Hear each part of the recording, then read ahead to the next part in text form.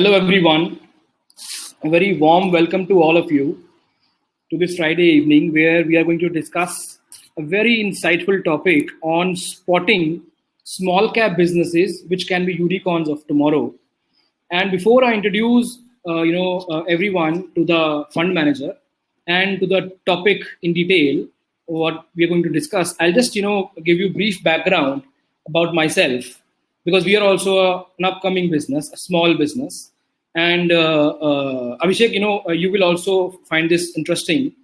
So, I left my tenure of job with Citibank in 2017. And before that, I have been working as a private banker and a relationship manager and investment counselor in product team, managing HNI, alternate HNI clients for a long period of time.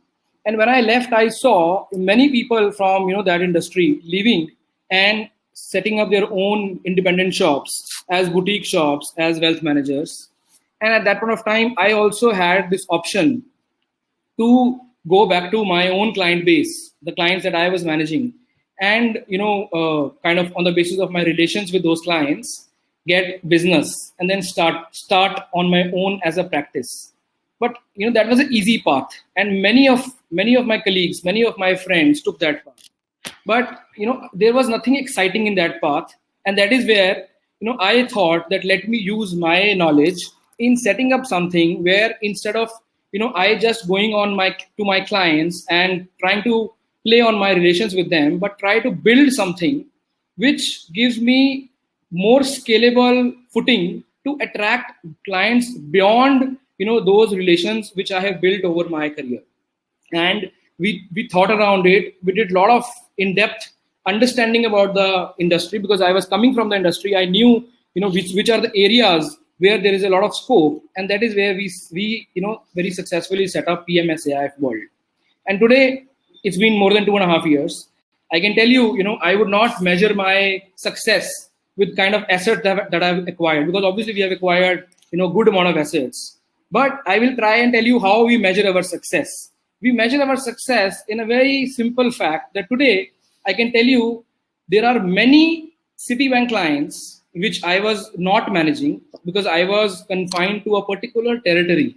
I was confined to Delhi as a territory, but there are many Citibank investors, Citibank clients based out of Pune, based out of Bangalore, based out of Chennai, based out of Mumbai, who are coming and registering on our platform and who are booking calls with us, who are booking meetings with us, and we are gradually converting them. So this is the scalability of the business that we have discovered based on the quality work that we did, and we are learning and growing. Second arena, how I would measure our success is that today I see many big wealth management companies, many big manufacturers like funds running ads on our name, Google ads using keywords as PMSAIF World, because they know people are searching for PMSAIF World, right? So we are kind of far away from the vision that we have set for ourselves.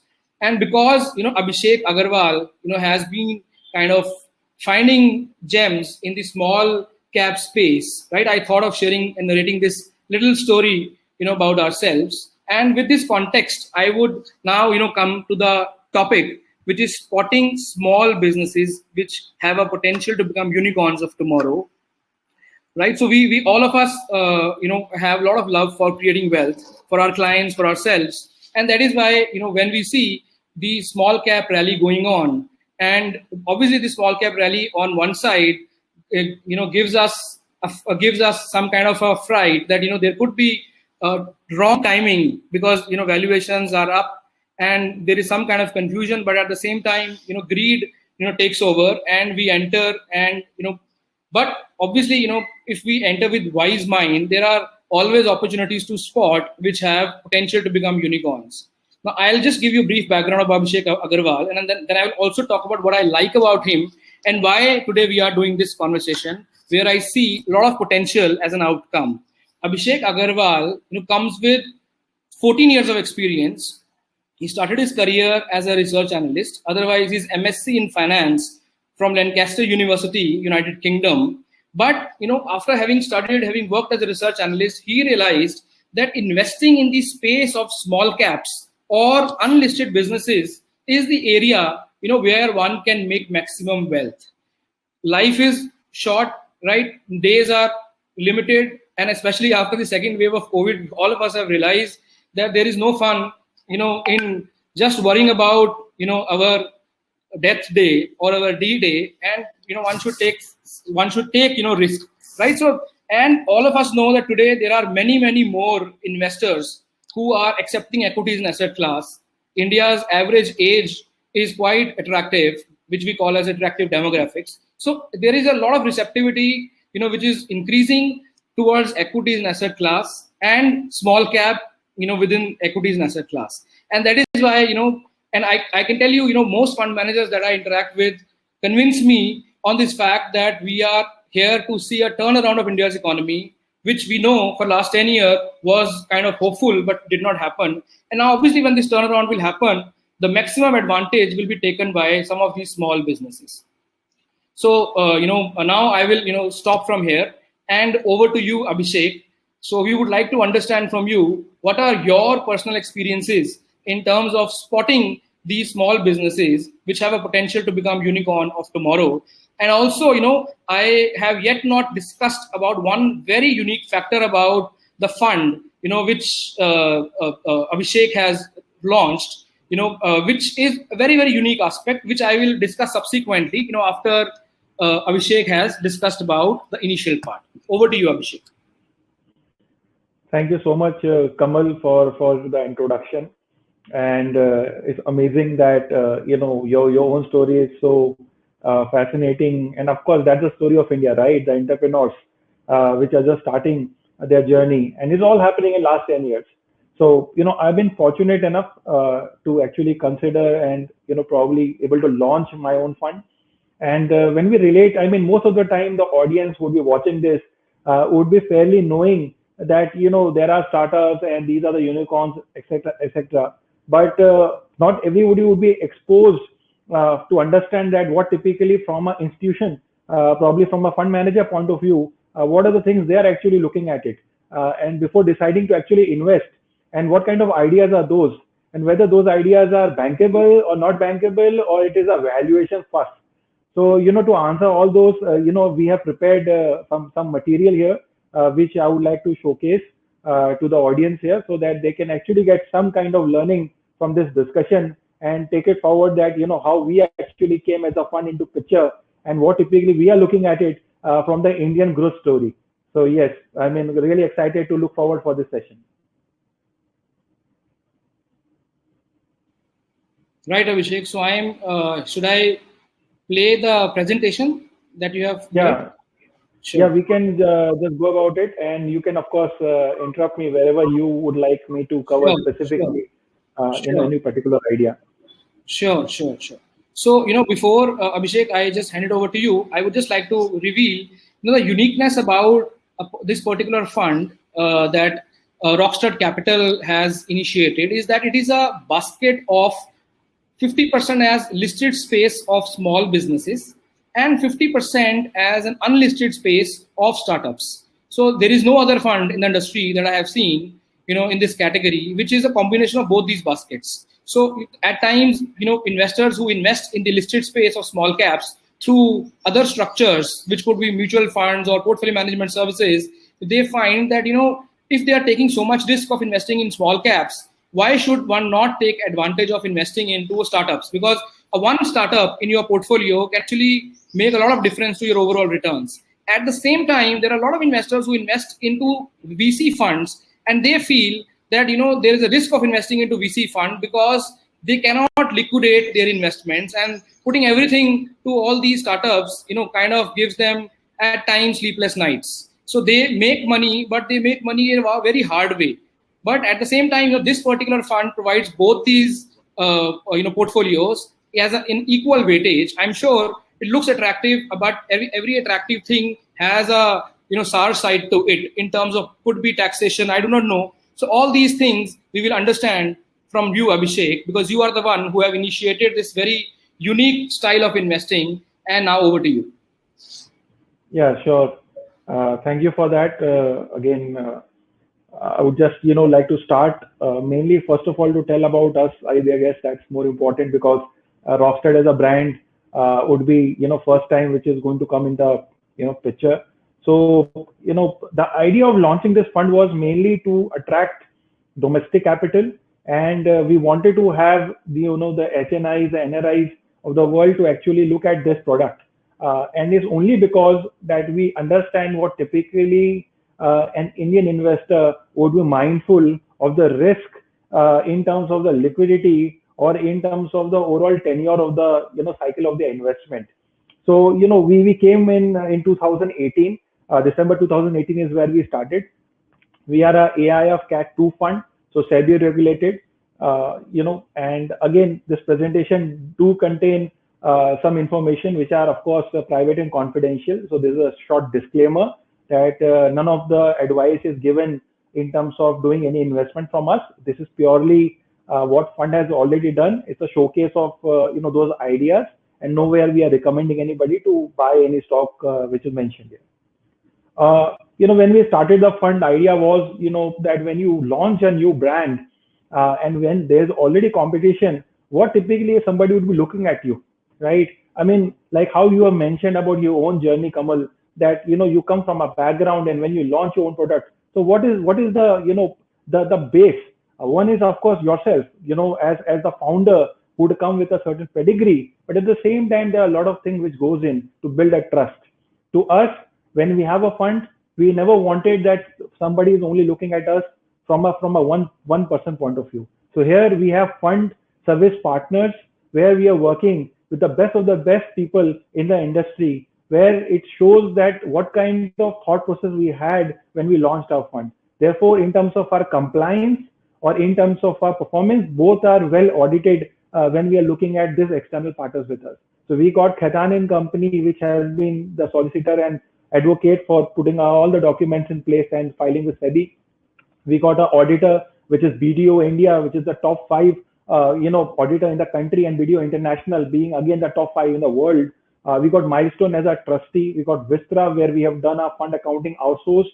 We got a custodian with Axis Bank, and we got CRISIL, which of course, with the direction by SEBI to benchmark the AIFs against, proper benchmarking. So we got CRISIL on our side. So these are the people we engage, and idea is to build trust to the investors who are looking at this brand, and we can only ensure that we are fully compliant and regulated here.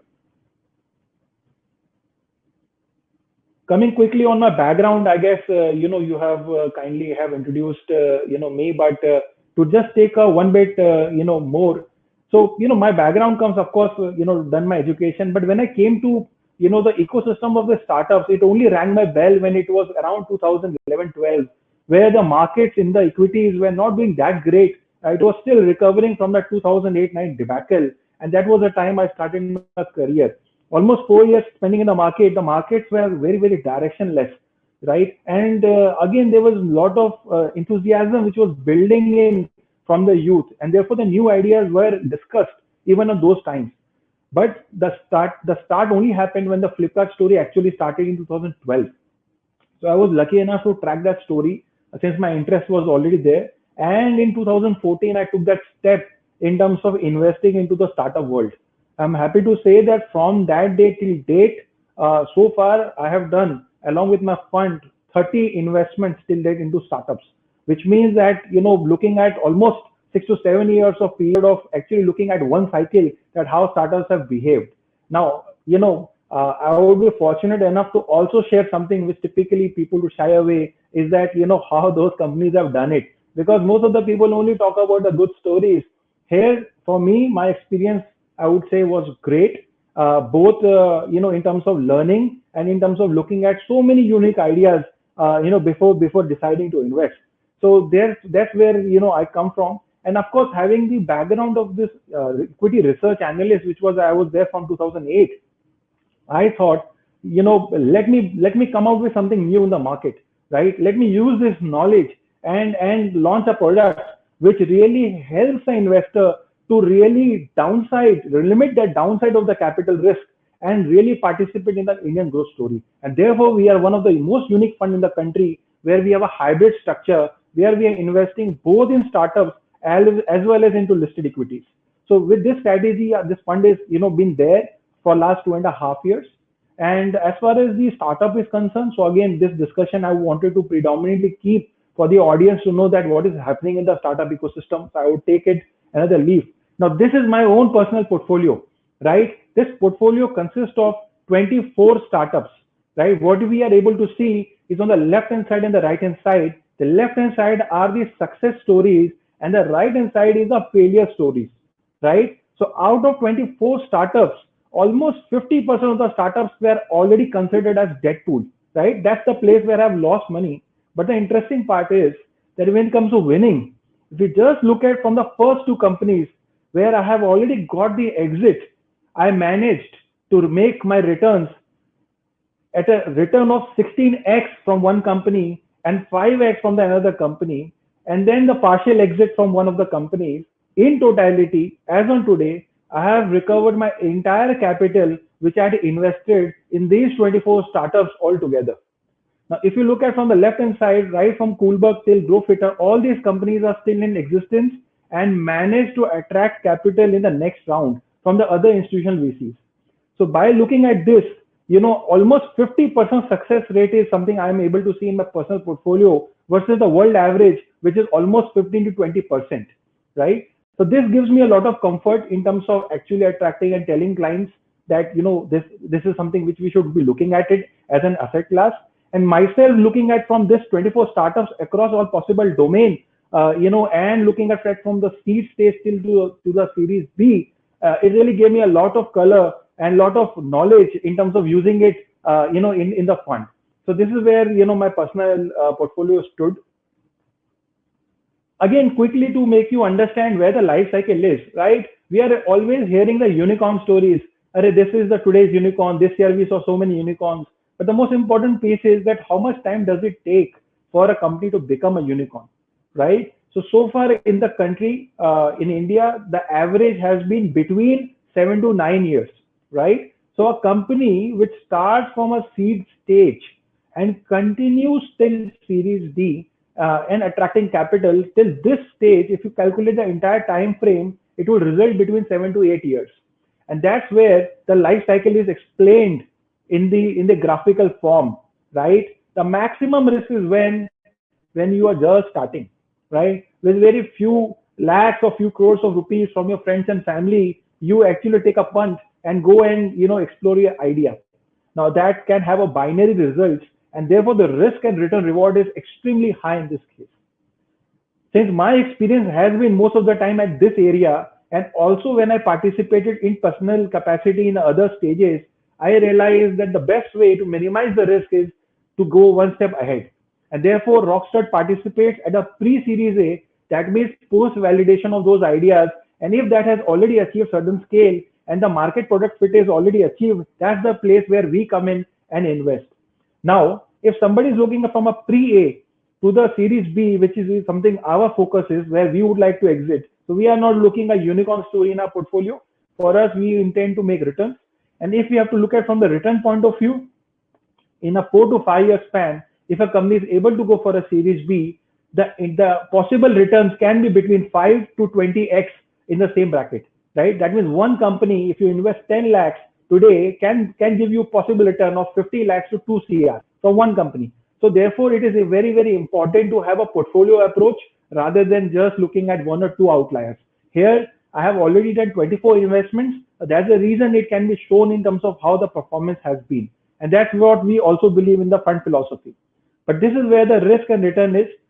Today, when we are talking about those 50 unicorns in the world, this is where they are right now. That is at a later stage and almost going for an IPO kind of thing. So quick story, right? Where is India? I mean, India की growth story क्या है, sir? So India की growth story is in front of you, right? 50 unicorns we have already achieved in a matter of 10 years. Indeed, if we have to look at this year itself, we have already managed to have 14 unicorns in the matter of 6 months. So it itself shows that where we are coming from. The story which started in 2012-13, and if you look at Flipkart and the InMobis of the world, they started their journey in 11-12, and after that, a lot of other dreamers or the entrepreneurs followed their story, and all those new ideas came in 2014-15, And today, if we have to take a 7-year, 8-year cycle, these are the results today we are seeing. And I guess the numbers are just going to grow up. In a quick contention, where today India is standing at 50, I mean, it is no shock to know that China is already above, 200 companies, and US would be sitting more than 300. So therefore, our story is still, yet to explode in the coming decade from this 2020 till 2030. And I guess this will be the time of the country, time for the entrepreneurs, and straight away they should be jumping the gun and start a business if they believe that they have the potential. And these are the results. I mean, this is all, the places, if somebody has invested in these companies, I mean, they would have made amazing numbers, amazing returns. In the previous slide, if somebody was at our stage, at a pre-A, and if they would have able to see a unicorn, the returns are between 65 times to 200 times, right? And these are the returns which have been made by investors who have taken a bet into companies like this. And most important, also seen exits. A lot of the time, there's a flake in the market saying that it's all in the paper. Where do we get the exits? But that's not the reality. If we take some names here, I mean, these companies have given exits, in the recent times and even in the past years. So, my philosophy is, Kamal, that, if you make a product which can, really get you that value which you're looking for, then somebody you will always find to pay the price for. So this is taken, right? It's only the journey which is going to be long and painful. But fact remains that it does, give you that value which anybody is looking at when you're looking at either investing or running your own company. Quickly, I mean, all this Gyan is always available on the net. I mean, there is nothing I am going to speak unique. So let me talk unique. What is unique in this discussion is going to be talking about our portfolio company, where we have taken the bet from our funds, and what exactly have we seen in those companies, right? So one of the companies we have taken a bet is a company called Lilac Insights, which is basically a specialized leading diagnostic company focused on reproductive genetics and cancer genetic diagnosis. The amazing part which has happened, unfortunately in last couple of years due to COVID, that suddenly in our country, the testing or the diagnostic center suddenly ramped up. Overnight now you have built a capability of testing 2 to 3 lakh probably, in a day. Now that's amazing, right? I mean, suddenly from nowhere, where people used to not rely on any detection of any of this sort, suddenly now concerned about their health and really want to get tested if they are finding any abnormalities. Now today, this is mainly on the COVID. But now if you have to look at from the data point of view where this company is, generally in the world, people are very, very careful about their health. And indeed, they really go for this advanced testing in order to know that whether somebody is in that position in order to get some kind of disease in future, right? So this is where the company comes. I mean, the genetic is the most important aspect to actually determine that what kind of risk somebody can face in their life. And therefore, this company is one of the leading companies into this space. Again, they have started in 2011. So today it's already covered 10 years of their own journey with a super experienced founder like Rakesh Sharma, Dastidar, Gulshan Bakhtiani. I mean, these are already a veteran in their own space because they come from a background already from the relevant experience, right? And then they started this company. At this point of time, if you look at from the funding point of view where we came in, I mean, this company was available to us at a 3 times to the sales on FY20 basis. So, on a 40 crore kind of revenue which this company was doing, it was available to us at 120 crore valuation. Now, the interesting part is if you have to look at from the listed equity point of view, you look at Metropolis, you look at Thyrocare, you look at Dr. Lal PathLab, you might take some examples even from the private space which are unlisted. And today, the price to sale multiples are anywhere from 7 times to 15 times of the sale. And these are listed companies, right? So the fact remains that, sometimes in a private space also, there are valuation gaps where you can find. Now, what is the opportunity, right? What is the opportunity size? So today, if we have to look at from that angle, almost in India, right now, this particular genetic testing which we are doing is almost a market size of 400 to 500 crores, right? Whereas if you go to, US and China, I mean, the numbers won't make sense to you, right? Because it is in the upwards of 40,000 crores sort of number per annum. So therefore, we are still, behind in terms of our own, focus on healthcare.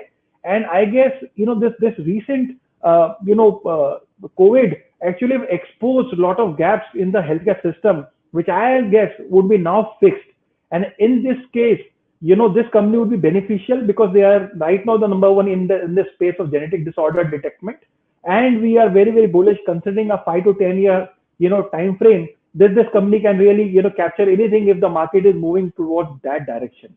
So, this is one of the reasons why we chose to, put our money behind Lilac. Again, funding is another aspect which is very important. So this company really got and attracted, capital from a very well-known family offices and VC funds, and almost attracted a capital of close to 46 crores in a round which we participated. So from Rockstead point of view, we are not interested to, look at very early stage companies. Idea is that we want to look at solid company with solid founders and a proper market fit. If one you achieve those and there is a growth opportunity, then certainly it will give you that value which you're looking for, right? To our estimates, I mean, we believe that today this company is doing anywhere between 40 to 45 crores of numbers. After this round and going forward, probably in the next 5 years, we believe that this company has the potential to at least give me 250 to 300 crores kind of revenue in a shorter period of time. And if we look at for the market multiple of the minimum number of 7 times, and you take it up on this, number, you're looking at least 1,000 crore company. So the point is that, India has just started and a lot of unique ideas are coming into the picture. Unique in the sense that those expertise which we already had because of our tech background now being used because the capital is available into the current, tenure, which was not available to the previous generation. Another company which we would like to, showcase, which is again our portfolio company, is a Big Hearth Agro. This is mainly into the agri input space.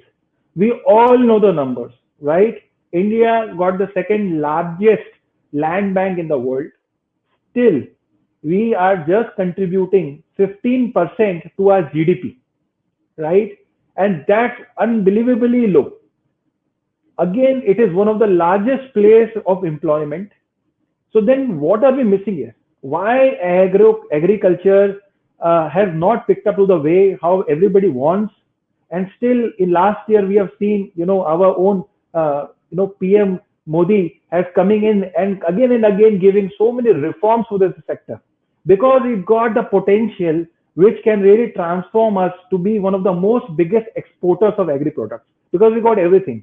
The problem is because there is so much of data discrepancy and so much of lack of education that companies are just at the one end who are just providing the inputs like fertilizers, crops, etc. And on the other hand, they're just farmers.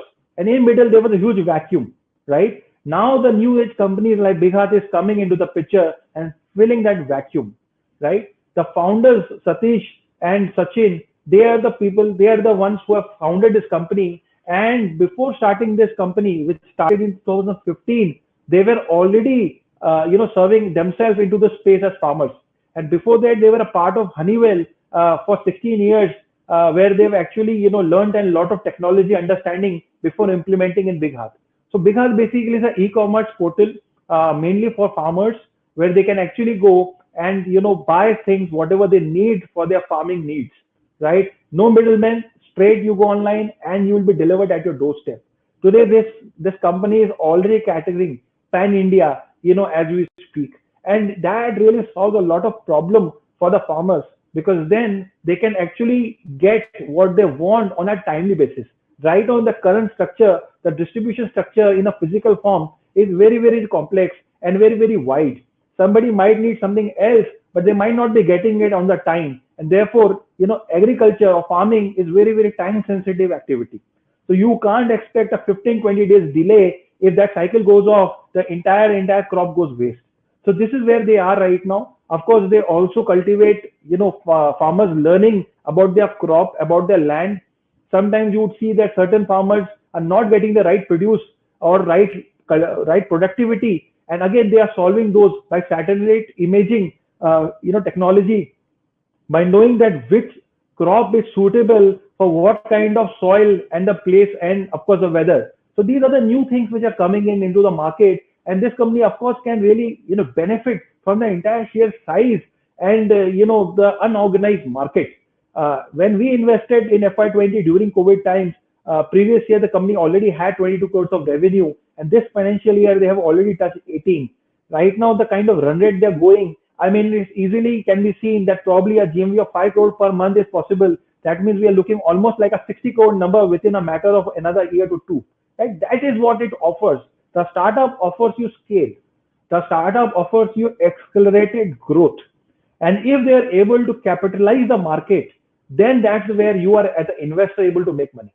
Right? So this is another reason why we have taken a bet on a company like BigHeart. And again, while we invested, this was already a 5-year company, so we are not looking at a very, very early stage, as mentioned earlier. So what are we looking at, right? As a fund, of course, we have our own criteria in place. So we ensure that the company is coming at a pre-A. Typically, they should be at least raising $1 million round. And our ticket size is between 1 to 2 CR where we are investing as a co-investor. So we always invest along with other VC funds, right? What kind of typically value, these startups will be looking at? I mean, what's the point? You just give them money and they're going to go for growth? No, there are a lot of nurturing which is required. And therefore, when you come as an investor, you come with your own experience, right? Which can be handy to shape these companies at the early stage, ready for scale. So we, of course, take as a board observer seat in the company. We, of course, look at their financial plans going forward. We do attend their board meetings on a monthly or quarterly basis. We do give our inputs in terms of key strategic decision, what is happening with them, and what should be doing, actually focusing on where to cut their costs or where to actually put their money behind in terms of scaling, right? So these are the few things which we do, which helps the company to have a better corporate governance standards and able to scale, faster. Kamal, I am happy to, of course, take any questions in between if you have anything particular. Otherwise, I will be going with this thing. So this slide would be now talking about the listed part. As I have already covered that we are a hybrid strategy fund and we do invest in both the sides. So till here, I covered the listed equity element, unlisted equity element. So, I would like Kamal to, ask me any questions if you want to have any clarifications on startup ecosystem before we move towards the listed equity dynamics.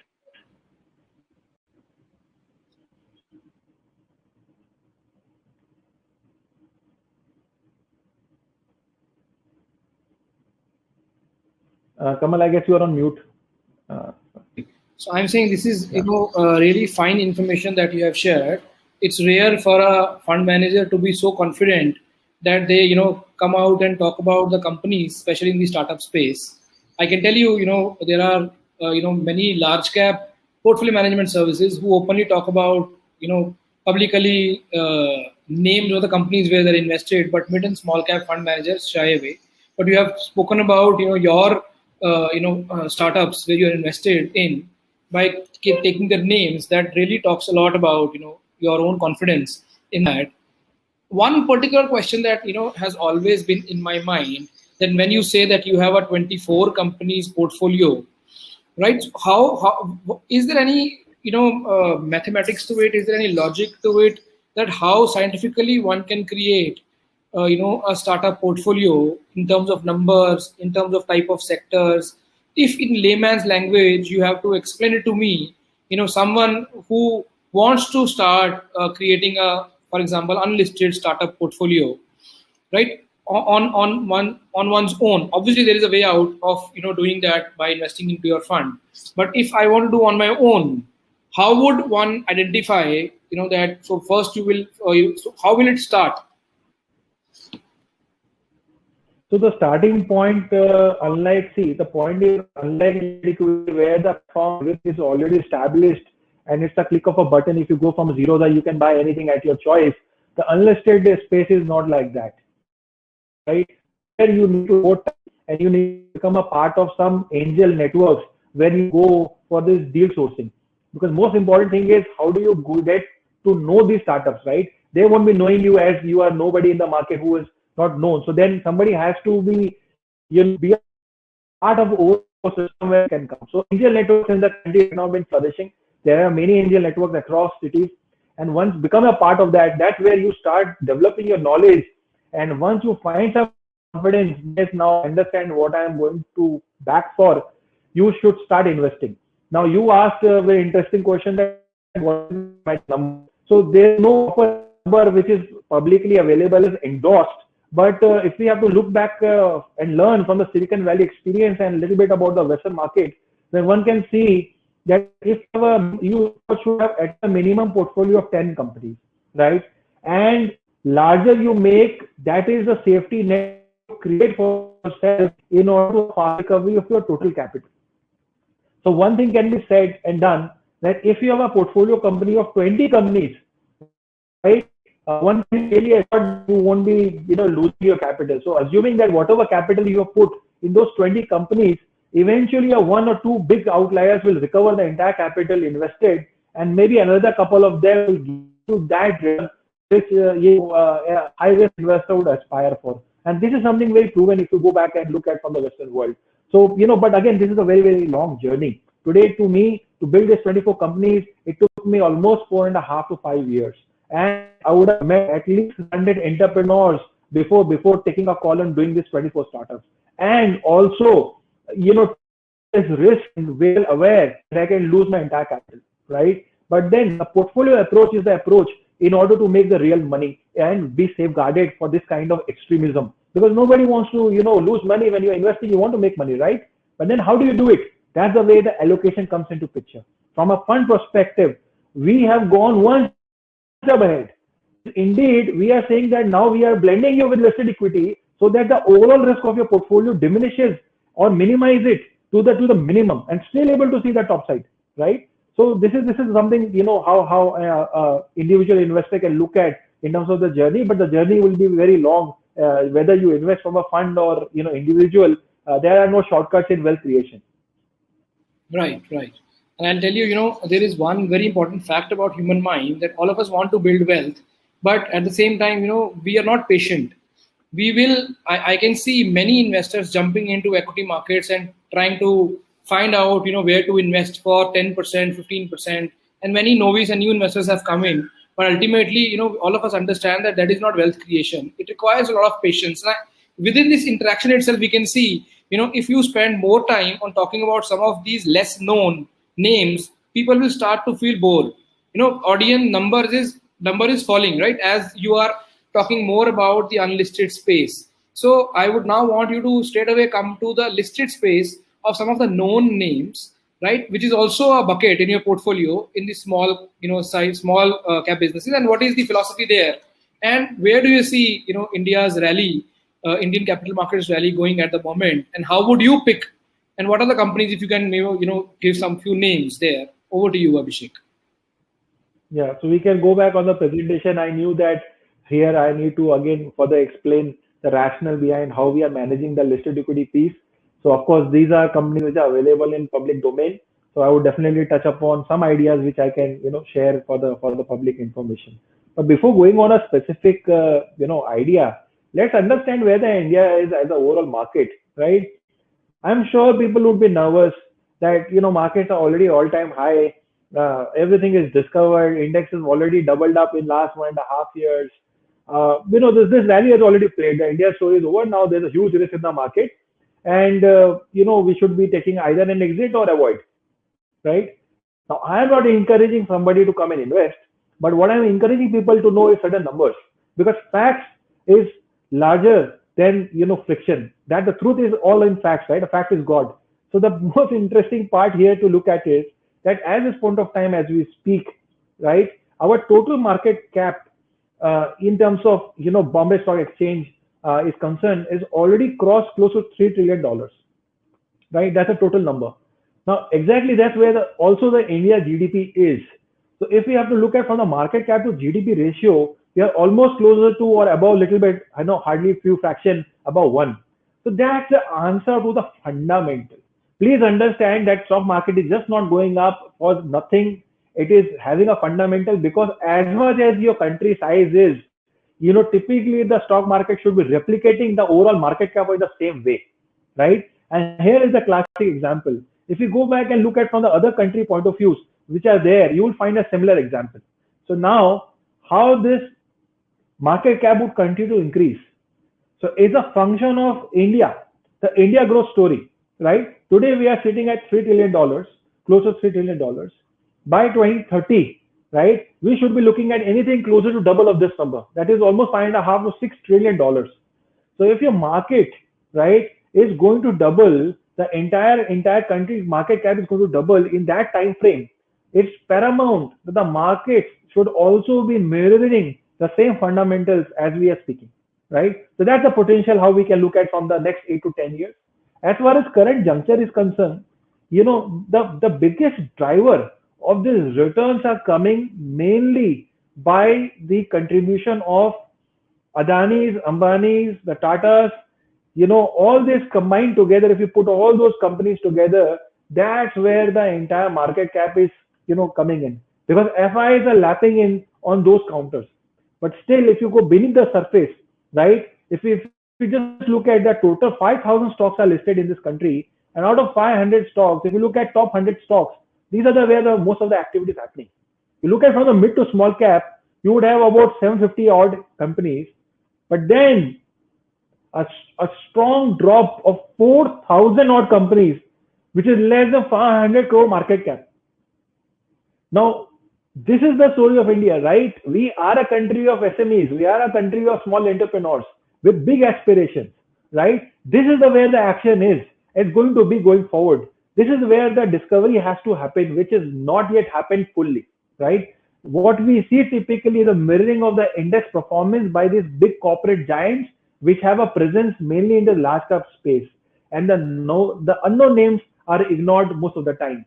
Again, from the fund mandate point of view, a lot of the mandate would again go chasing the most liquid stocks in the market. But that's not the place where the wealth can be created. The wealth are created when you find rough diamonds, in the places where nobody goes in. So this is where the India is, and I guess there's a lot of potential when it has to come from the wealth creation, where the stock moving from micro cap to moving maybe from a small to mid cap, and the kind of multiples it can make is phenomenal. Probably I would like to share some example from my own personal portfolio, which can really prove this thesis that what happens actually when you're betting a quality company. It is not that these companies are not quality. I won't say not all of them, but certainly there are many. I would straight away talk about a little bit, a 2 minute on our performance. This year has been kind to everybody. We are no different. So indeed, we have actually managed to generate a return of over 100% from our fund. And indeed, we managed to see at least 5 multi-baggers, which we held, in the time when we made this report. And these are the, some, returns which are mentioned. These are all absolute. We have not done any annualization. These are all absolute in place. We have not disclosed the name here, but in the next slide, probably I'll be just discussing a couple of names. Again, these are not investment advice. This is purely where the fund took the call, and we are just sharing you our knowledge, what we actually saw before investing in those companies. I would ignore, larger part, the one company which we had in our portfolio company and which really worked well for us is a company called Tata Elxsi, right? This is a company which we identified about 1.5 years ago, where the market cap of this company at that point of time was around 4,000 crores, right? And today, this company market cap stands at 24,000 crores. So this is a return which has come in just 1.5 years. So what has changed? What has been dramatic, right? No introduction is required that it is a part of the esteemed group of Tata Group, and this is again focused on IT. Now this is again a niche IT player, which mainly predominantly focusing on the automation side of most of these car manufacturers. So they got all the clients, including their own, homegrown or acquired companies like Jaguar, Land Rover, Mahindra, Renault, etc. So these are the companies who are already, their clients. The story is very simple, right? We all are looking towards making the car more efficient. The early days, all the efficiency was focused mainly on the fuel mileage. But now our aspirations have gone higher. We simply just don't want an electrical vehicle. We want our mobile to be charged wirelessly. We want a dashboard which should be throwing us, so many data points to evaluate that how are we driving. Today, the time is of autonomous drivers, which means you are looking at a driverless car. Now, if you want all those things, you require technology to be incorporated in those cars. Now, of course, we all are aware of Tesla, but then apart from Tesla, there are more, 20 other brands in the world which have been into existence for last 100 years, and who would be adopting this? And therefore, this Tata Elxsi is actually, tapping those people and providing them the design service in terms of enabling them to happen in their own car. If you look at from the market size point of view itself, just look at, the overall software embedded market overall growth in 2000. See, that is calendar year 2000, the growth rate was just 2%, whereas now this is accelerated to 25% per annum. That's the market size which is growing. If you look at from the global R&D point of view, this R&D spent by these global auto manufacturers have really ramped like anything, and now is again looking at 20% kind of number. So when such kind of growth is coming, then the company should also give you that numbers in hindsight, right? So on the right hand side, you look at from the revenue growth point of view. Here we have given a 4-year growth of this company, and the growth rate of this company has been 24% per annum. Now, it is not easy to get this kind of growth, when the markets are in turmoil, and especially we have to go back in the time of 2019-20, where things were not in order, but this company was still doing well, right? So this company is looking at future, and the future is what is getting captured even in the price. If you look at only from the FI holding, from the time when we bought, and today when we are looking at the March 2021 numbers, you can see that there has been accumulation by the foreign institution investors, in the same period. And that's the reason why it has triggered more in the price of the stock, right? So again, we have looked at a company which had high ethical standards, excellent governance, corporate governance, super growth, which is proven in the looking back. If you look at those numbers, you look at from the industry point of view, the potential in terms of where the market can actually go in the next 5 to 10 years. You are looking from the shareholding point of view, where you have, larger, known names participating. So then what can go really wrong? The thing which can really go wrong is the time which something you can't do it, the timing piece. Today the markets have rallied, but who knows? If you look at from the last graph here, where we entered, right? We entered in the stock in the closer mark of 800 rupees. And indeed, after we bought, in the next 6 months, the stock actually tanked by 25% after we bought the stock. And from there, this stock has created a multi-bagger for us, where we have made a return of 4x out of this, right? So what is required is to hold patience. There are amazing names in the market. As I said, that when we invested just 1.5 years ago, this company was trading at 4,000 crore market cap, which means this company was not even a unicorn status, which is typically a 7,500 crore market cap is the company which is recognized as a unicorn. So just look at, the time will always be something you won't be able to know when it's going to work. But quality and growth, if it is there, you will definitely see that eventually it will be priced in when the time would come in the favor. So again, hold quality names and make money is the only mantra which typically has been learned by me in the last 13-14 years of my own career into listed equity market. And this is one fine example of looking at Tata Elxsi as a company. Another company which of course is known, probably everybody is talking about, is Amber Enterprise, which of course being the largest company right now in terms of OE manufacturers into the AC segment. So almost 9 out of 10 companies in India are already the client of Amber. And we have already seen, right? I mean, people are talking about the government linked incentive, which these are the companies getting beneficiary towards the manufacturing push by the government. And of course, they really started, they knew that where the market was, right? When we invested, we simply saw, few factual, data points, which gave us the comfort to actually hold the stock, right? Because timing is important, right? How long can you hold the time with you? So to answer that whether I should hold the stock for 1 year, 5 or 10 years, it comes with little bit of the data which you need to evaluate.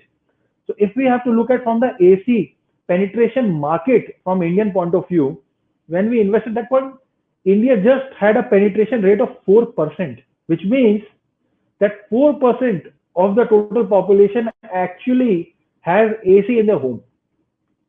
And if you look at from the countries like China, Japan, US, or even for the matter of global average, looking from all the possible, the numbers would just not make any sense for that why India is so underpenetrated, right?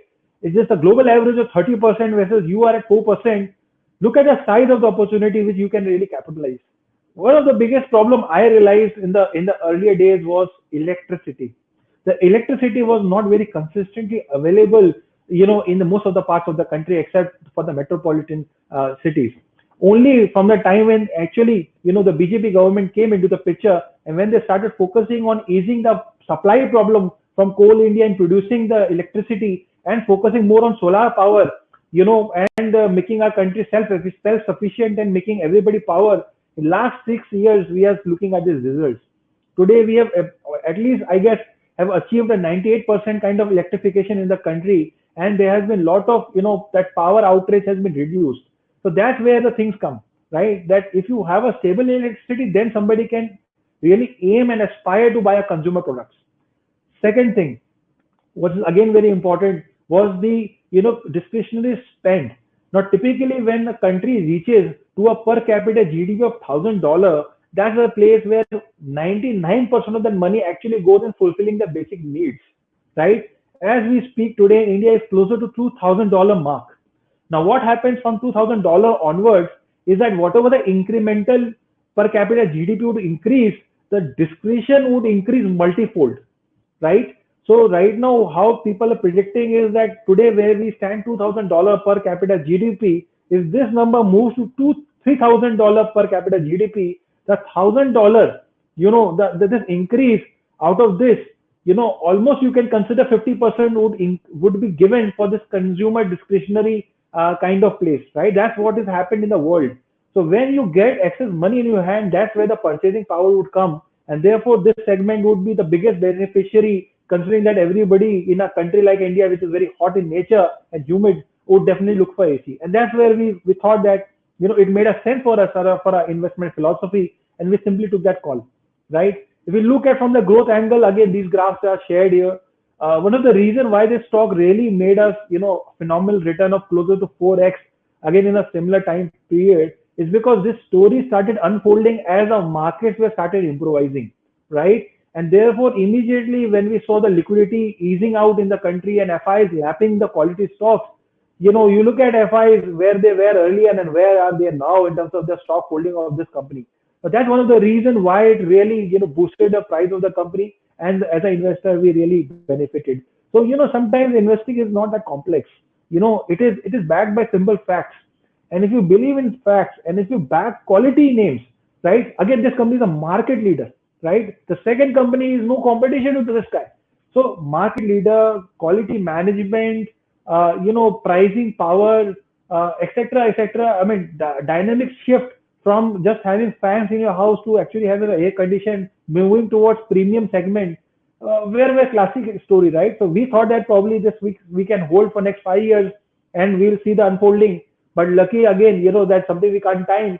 The market actually, gave that returns in 1.5 years, which typically we thought we'll get in 5 years. So another story here in terms of why we chose Amber. So this is where we are, Kamal, in terms of how we actually choose our listed equity portfolio. And, so far, I guess, from a fund point of view, I've already covered that we have done, exceedingly well in both formats of the scheme, and really feel that, country like India would be benefiting humongously in the next 10 years. And investors, whichever, preference they have in terms of investing, whether going through any route, would be, the advice probably I can only give that, do invest in the growth story of our country.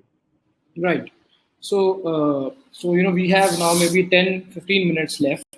You have covered, all the factual part. Now I will put myself in investor's shoes and try to ask some of the tough questions, right? Which I'm sure all investors would have in their mind. And, I would like to maybe play devil's advocate. I would like to understand from you as a question number one, by having a combination of unlisted VC as a 50% and remaining 50% as small cap listed space, are you trying to, reduce losses of wrong selection from startup space, or you really feel that, a combination of unlisted startup space is better than a pure small cap fund? So the way how we have done it, or the rationale behind this was, Kamal, that whether you invest in listed or unlisted, eventually you are taking a bet on equities, right? And when you take a bet on equities, it's paramount that you are, taking the risk which is above than the other traditional classes of, investment products available. So when you get into equities, you can be never certain saying that I would invest wherever I would invest, I would make money. So therefore, that's the reason why everybody follows a portfolio approach. Now, when we thought that, why we need to combine this, it simply came from the simple fact that whether listed or unlisted, we are looking at smaller companies, which is focused on high growth businesses, which got a quality management, better governance structure, and offer scale with technology backing. Now, all these things are available to you even in the listed equity markets, also into the startup ecosystem. The point is that when you go into a little early into your investment cycle, where you invest right at the time where you've used your experience of this knowledge of investing, knowing that how company scales, that's the piece I wanted to use in startups, because there we are investing in companies which are less than 100 crore valuation, right? So idea was to use that last 12, 13 years of equity experience into startup ecosystem. And if we can hold on this story for next 5 to 10 years, we make money for the investors. So this is the only simple logic of how it can be done. And of course, we are going to see failures. Of course, there are going to be bets which will go wrong. Of course, it is going to happen from both the sides. But I reiterate, when you have a portfolio approach, you would never know that which company would do well. I mean, I'm sure audience would be asking, you have shared your good stories. Where are the bad stories? The point is, you are not supposed to focus on bad or good. You're supposed to see the overall results. When I showed one slide out of my own presentation about my own portfolio, I showed that 50% of the company actually lost money with me. But only 3 companies actually covered my 24 investments overall. So that's the same story goes when I have highlighted a listed equity, where 2 stocks actually made 4x return in 1.5 years. I mean, even if you lose 3 companies, 50% less, still you're going to make a 20% return, right? So that's where the philosophy is, that right allocation and proper allocation across both categories. So this is where, my answer would lie. I won't be able to predict which company is going to do well tomorrow. Certainly when I invest, I want them to perform. But when you are having a portfolio approach, certainly by the law of, rule of law, and you go back to the history, it really works on your favor. So yeah, I mean, I would go with that. Sure. So I would just like to give a disclaimer here that we have discussed some of the companies, but this is just for an education purpose. No one should start thinking that Tata Elxsi as, for example, a company that we are advising here. Not at all. It's just for an education purpose. Please do your own due diligence and on your own risk, and maybe somebody's advice whom you trust. Try and take your own financial decision. Second question that I would like to ask you is regarding the time horizon of your fund, because talking in here that you will build your you will make 2x return or 3x return or 5x return has no meaning. But if we make it more objective in terms of time horizon, that actually makes it interesting. So what is the indicative return that you think that your fund has a potential to generate, and what is the kind of time horizon that you are quoting onto your fund? And within the time horizon, is there any liquidity possibility for an investor? So from practical perspective, right? So please, over to you. Yeah, sure, Kamal. So from a fund point of view, we have a 5-year tenure, which further can be extended by another 2 years. So overall, total 7 years, but 5 years is where we are committed to, liquidate our portfolio into the startups. Typically, my understanding has been that in this journey, it is the time which you require, and it is not a bullet train which will just put you in one place and will put you to the next place and create wealth. To create wealth, it's the most boring thing. You need to have patience. Indeed, for us, I mean, this tenure is also very short. If you look at from the market point of view, the funds are typically there for 7 to 10 years. We have, given a short tenure because we focus on pre-A and exit at a Series B onwards. And we are targeting to such investors who might not like to wait for 10 years kind of time frame. So this is where we come from.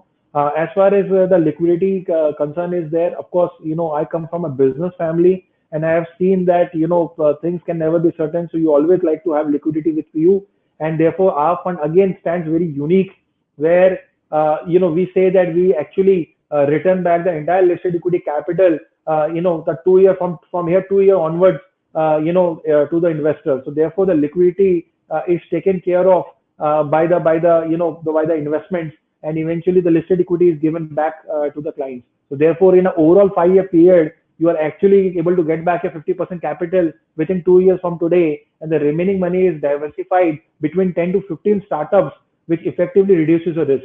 So mathematically, a 1 CR, which is the minimum ticket size as per SEBI guidelines for an AIF Cat 2 fund, a 51 lakhs would go into a startup. And if you take a 10 company portfolio, your allocation per company, Kamal, is 5 lakh rupees, right? Which is at par with if you have been an angel investor yourself. So we are not doing anything different for you in terms of your risk profile is concerned. But the best part is that if a company really goes through a Series B and able to deliver a return, which I have typically seen in my personal portfolio, between 16 times to 20 times, hypothetically, again, then 5 lakh actually has the potential to actually become 1 CR, which is the total sum you have given as a fund, which has a listed equity piece. So therefore, we are very confident that this product really minimizes your risk in various ways. If you don't want to go to that extreme and you take a low multiple, then you must take a better success rate, because we are looking at a portfolio between 10 to 15 companies, and here I have just given you example of one. So again, in all parlance, we believe that we have come out with something which really helps the investor to reduce the risk for such asset class, which is really highly risky. Right. How does taxation work, in your fund? So, as per again income tax guidelines for AIF category 1 and category 2, we enjoy a pass-through status. So therefore, the taxation happens at the hands of the clients. From a fund point of view, we simply follow the guidelines as deducting the TDS on the profits made, and the balance money is returned back to the investors, and they do the filing in their books. And just to again reiterate that typically listed equity would attract a long-term capital gain tax of 10% if held more than 1 year, and 15% if it is held less than 1 year as short-term capital gain tax. And for startups, it is 20% if held more than 2 years. So this is a taxation law which is applicable to everybody in the country who is investing from India and in this Indian ecosystem. Right. So anything else that you would like to cover with regards to who is the target profile of investor, and what is the kind of current investors that you have got in your fund, or any larger companies or any institution which is kind of partnering with you, or is coming up as an investor, as a co-investor, because that will give information. Yeah. So Kamal, like your journey, even we have started our journey just 2 years ago. I come from a background where I have learned hard way through investing my own money and then actually getting into public money management. This transition has been really hard, and quite I would say the knowledge gain was immense, because what kind of pressure one has to go through and really be responsible for HNI community is very, very important for your investors. So we focus on HNIs, NRIs, family offices. Somebody who can write a 1 CR check is the client base we'll typically look at it. At this point of time, I'm proud to say that 25 investors have backed us, and our AUM is around 40 crore rupees. And of course, it's still growing. We are open for investments. As being a first fund, of course, we started small. Since we are gaining confidence and we are putting our brand now in the public market, just to tell them that this is something we brought in the market. And of course, we would be building our product range going forward in future. So this is where we stand as Rockstar Capital.